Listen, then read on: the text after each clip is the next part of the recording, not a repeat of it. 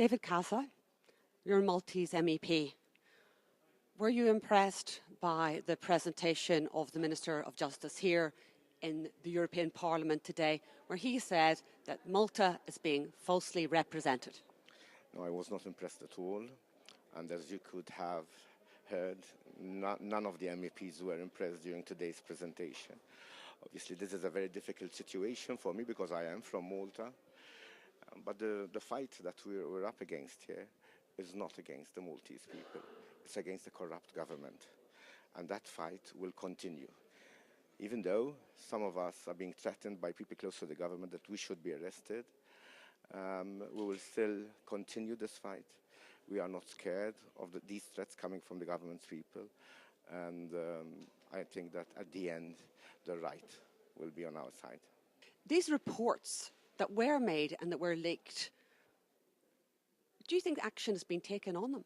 No, none at all. This is why we had to report, for example, Pilatus Bank to the ECB. Now, we know that the role of the ECB shouldn't be involved when it deals with small banks.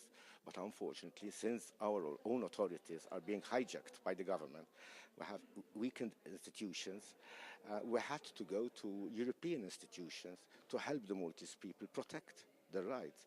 We need to have strong institutions to deal with criminality, to deal with corruption. Unfortunately, none of this is happening in Malta.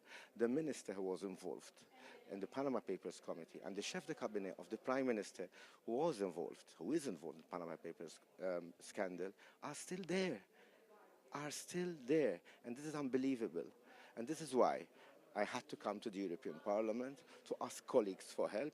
And I'm really humbled by the amount of support I'm getting from all European political groups in this European Parliament. So I'm not alone anymore. Now I have the European Parliament all behind me and with me.